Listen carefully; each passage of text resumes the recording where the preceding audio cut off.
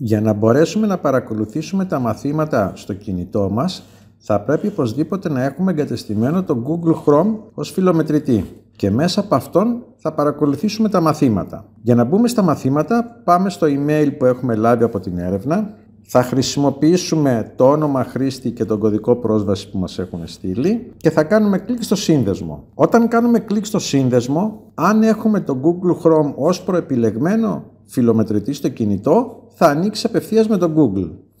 Αν όμως δεν το έχουμε, τότε αναγκαστικά θα πρέπει να ανοίξουμε το Google Chrome χειροκίνητα και να πάμε εδώ να πληκτρολογήσουμε τη διεύθυνση έρευνα.europeanlearning.gr. Προσοχή, πρέπει να χρησιμοποιήσουμε ακριβώς τη διεύθυνση αυτή, δηλαδή πρέπει να την πληκτρολογήσουμε ακριβώς και να πατήσουμε τη μετάβαση. Αν γράψουμε απλά .έρευνα ή European Learning και μας πάει στην αναζήτηση, πιθανόν δεν θα μας βγάλει το σωστό αποτέλεσμα. Οπότε πληκτρολογούμε τη διεύθυνση και πατάμε το μετάβαση. Και πρέπει να συνδεθούμε εδώ. Πρέπει να δούμε δηλαδή αυτή την οθόνη. Αν για οποιοδήποτε λόγο δεν βλέπουμε αυτή την οθόνη, έχουμε μπει σε λάθος σελίδα. Πάμε πίσω, φεύγουμε, πάμε πίσω στο email.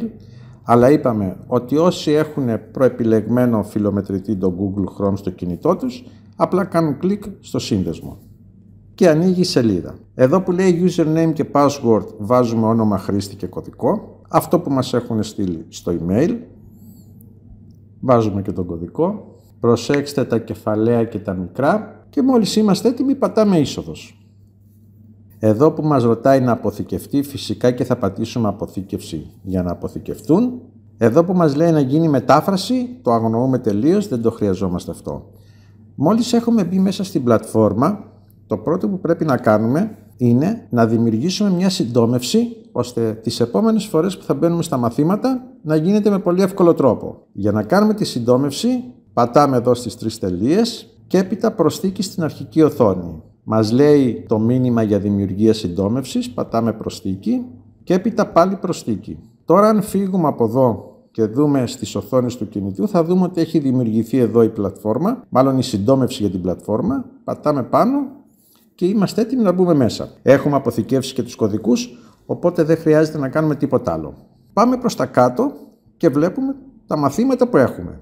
Ανάλογα τώρα με το τμήμα που είμαστε, θα εμφανίζονται και τα αντίστοιχα μαθήματα. Όταν βλέπουμε αυτό εδώ το κόκκινο, σημαίνει ότι το μάθημα αυτό είναι σε εξέλιξη. Αν πάμε προς τα κάτω, θα δούμε αυτό εδώ ότι δεν το έχουμε καν ξεκινήσει το μάθημα και ούτω καθεξής. Όταν ολοκληρώσουμε κάποιο μάθημα, αυτό εδώ το κόκκινο θα γίνει πράσινο και θα μας ενημερώνει ότι έχουμε ολοκληρώσει το μάθημα. Για να μπούμε μέσα σε ένα μάθημα, πατάμε πάνω του και έπειτα πάμε προς τα κάτω και βλέπουμε τα κεφάλαια του κάθε μαθήματος ή τις ενότητες. Κάνουμε κλικ πάλι πάνω του ή πατάμε πάνω του και βλέπουμε ότι η πρώτη ενότητα ή το μέρος πρώτο είναι σε εξέλιξη, όπως και το δεύτερο. Το τρίτο και το τέταρτο δεν τα έχουμε ξεκινήσει καθόλου. Πατάμε πάλι πάνω στο πρώτο και ξεκινάμε να διαβάζουμε τις διαφάνειες. Πατάμε εδώ για να πάμε στην επόμενη διαφάνεια.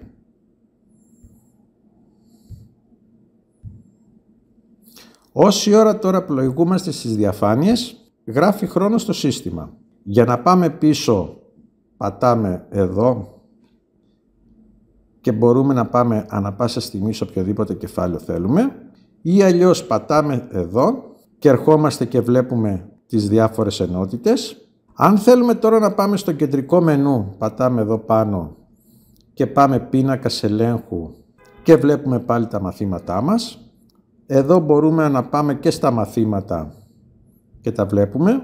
Εδώ για τη μετάφραση καλό είναι να το βγάλουμε μια και καλή, κάνουμε κλικ στις ρυθμίσεις και να μην γίνεται ποτέ μετάφραση αυτού του ιστότοπου και συνεχίζουμε να παρακολουθάμε τα μαθήματα.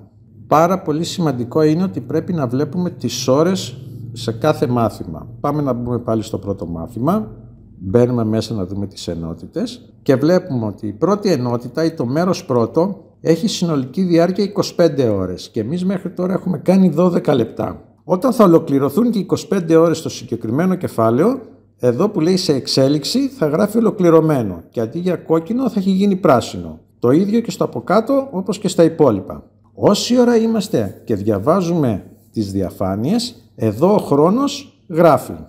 Πάμε να το ελέγξουμε. Μπαίνουμε πάλι μέσα και μας σταματάει από εκεί που είχαμε μείνει. Συνεχίζουμε. διαβάζουμε τις διαφάνειες. Όση ώρα είμαστε εδώ τώρα γράφει ο χρόνος. Προσοχή τώρα, τα μαθήματα είναι έτσι φτιαγμένα και προγραμματισμένα, ώστε όταν κάτσουμε και διαβάζουμε μία-μία κανονικά τις διαφάνειες, να χρειαστούμε τις 250 ώρες για να ολοκληρώσουμε το πρόγραμμα. Αν κάποιος τώρα κάθεται και πατάει το επόμενο γρήγορα, φυσικά και θα ολοκληρώσει τις διαφάνειες και δεν θα έχει ολοκληρωθεί όμως ο χρόνος οι 250 ώρες. Οπότε κάθεται και τις ξαναδιαβάζει. Αν κάποιος τώρα τις διαβάζει αργά και κάνει παραπάνω ώρες από τις 250, σε αυτό δεν πειράζει. Δεν έχει κάποια σημασία. Αλλά το ξαναλέμε, όση ώρα διαβάζουμε διαφάνειες και παρακολουθάμε κάποιο μάθημα, μόλις τελειώσουμε, πάμε εδώ πάνω στην κεντρική, πάμε στα μαθήματα ή στον πίνακα ελέγχου, μπαίνουμε πάλι στο κεφάλαιο και ελέγχουμε αν έχουν γραφεί οι ώρες. Εδώ βλέπουμε ότι από τα 12 λεπτά πήγανε στα 13 και 24. Άρα στο 1 λεπτό που κάτσαμε και διαβάσαμε κάποιες διαφάνειες καταγράφηκε κανονικά ο χρόνος. Αυτό είναι πάρα πολύ σημαντικό και δεν πρέπει να το ξεχνάμε. Αν δούμε ότι δεν γράφονται κανονικά οι ώρες, τότε μάλλον έχουμε μπει με άλλο φιλομετρητή και όχι με Google Chrome και γι' αυτό το λόγο συμβαίνει αυτό το πρόβλημα. Αν εξακολουθείτε να μπαίνετε με Google Chrome και βλέπετε ότι υπάρχει πρόβλημα στην καταγραφή των ωρών, τότε επικοινωνήστε με τη γραμματεία στην έρευνα. Γιατί οι ώρες πρέπει οπωσδήποτε να καταγράφονται για να συμπληρωθούν οι απαιτούμενες ώρες. Μόλις τελειώσει κάποια ενότητα και μας δείξει ότι είναι ολοκληρωμένη, πάμε στην επόμενη. Με ακριβώς τον ίδιο τρόπο διαβάζουμε τις διαφάνειες. Υπάρχουν κάποια εργαλεία που μπορούμε να χρησιμοποιήσουμε όπως σελιδοδείκτες, σημειωματάριο, αναζητήσεις. Δεν θα τα χρειαστούμε όλα αυτά. Απλά διαβάζουμε τις διαφάνειες για να καταγραφούν οι ώρες. Όση ώρα διαβάζουμε τις διαφάνειες και χτυπήσει το κινητό, απαντάμε κανονικά και μόλις ολοκληρωθεί η κλήση, επιστρέφουμε πάλι και τότε συνεχίζει να γράφει χρόνος. Τώρα είμαστε έτσι, διαβάζουμε τη διαφάνεια και καταγράφεται η ώρα. Αν όμως εγώ πάω και το ελαχιστοποιήσω και κάνω κάτι άλλο, αυτή τη στιγμή δεν είναι ενεργό το μάθημα και έχει σταματήσει η καταγραφή των ωρών. Δηλαδή, μην έχει κάποιος την εντύπωση ότι μπορεί να είναι εδώ, να τα αφήσει εδώ 2-3 λεπτά και να κάνει κάτι άλλο στο κινητό τηλέφωνο. Από τη στιγμή που κάνουμε κάτι άλλο στο τηλέφωνο, δεν καταγράφονται ώρες στο μάθημα. Είναι σαν να μην παρακολουθεί μάθημα, σαν να μην διαβάζει διαφάνειες. Οπότε το ξαναλέμε, όση ώρα είμαστε και παρακολουθάμε κάποιο μάθημα, διαβάζουμε κάποιες διαφάνειες, μπορούμε να χρησιμοποιήσουμε το κινητό μας για κάποια άλλη λειτουργία, απλά εκείνη την ώρα δεν θα γίνεται καταγραφή των ωρών. Επίσης, αν το αφήσουμε για πολλή ώρα ανενεργό, όπως τώρα το αφήσω εγώ εδώ για 10 λεπτά, θα με πετάξει το σύστημα απευθείας έξω και θα σταματήσει η καταγραφή των ωρών. Πρέπει αναγκαστικά, πριν περάσει το δεκάλεπτο, να πάμε στην επόμενη διαφάνεια για να παραμείνει ενεργό το μάθημα. Τώρα κάποια κινητά έχουν λειτουργία μετά από μερικά λεπτά ή δευτερόλεπτα, η οθόνη να μαυρίζει, να μπαίνει σε αναστολή λειτουργίας, να κάνει κλείδωμα, τότε επί τόπου σταματάει και η καταγραφή των ωρών. Πρέπει για να καταγράφονται ώρες να είναι ενεργές οι διαφάνειες μπροστά μας με ενεργή την οθόνη. Το τελευταίο που θα πούμε και πρέπει να προσέξετε είναι η παρακολούθηση των μαθημάτων να μην γίνεται σε ώρες εργασίας. Γιατί αν κάποιος μπει και διαβάσει διαφάνειες εν ώρα εργασίας, αυτές οι ώρες θα καταγραφούν, αλλά μετά δεν θα πληρωθεί και θα κοπούν από τα χρήματα που είναι να πάρει στο τέλος του προγράμματος. Πάντα τα μαθήματα πρέπει να τα παρακολουθάμε εκτός ωραρίου εργασίας.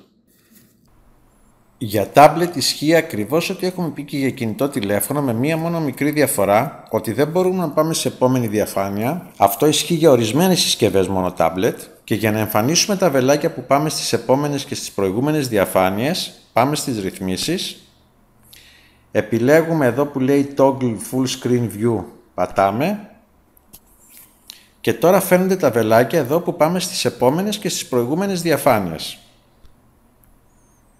Αυτό το ξαναλέω, θα είναι σε ορισμένες μόνο συσκευές tablet. Σε κάποιες άλλες θα εμφανίζεται κανονικά χωρίς να χρειαστεί να κάνουμε αυτή τη διαδικασία. Για να βγούμε τώρα από εδώ, πάλι πατάμε ρυθμίσεις και πάμε πάλι εδώ που λέει Toggle Full Screen, πατάμε και ερχόμαστε εκεί που είμαστε πριν. Άρα, αν δεν βλέπετε κάποιο βελάκι για να πλοηγηθείτε δεξιά ή αριστερά στις επόμενες ή στις προηγούμενες διαφάνειες, πάμε ρυθμίσεις και Toggle Full Screen View. Και εμφανίζονται εδώ κάτω τα βελάκια που μπορούμε να πάμε στις επόμενες διαφάνειες.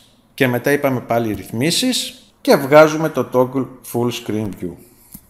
Μετά όλα τα υπόλοιπα είναι ακριβώς όπως αυτά που είπαμε για το κινητό τηλέφωνο. Για οποιοδήποτε πρόβλημα ή για οποιοδήποτε διευκρίνηση, επικοινωνήστε με τη γραμματεία της έρευνας. Καλή συνέχεια και καλή ολοκλήρωση του προγράμματος.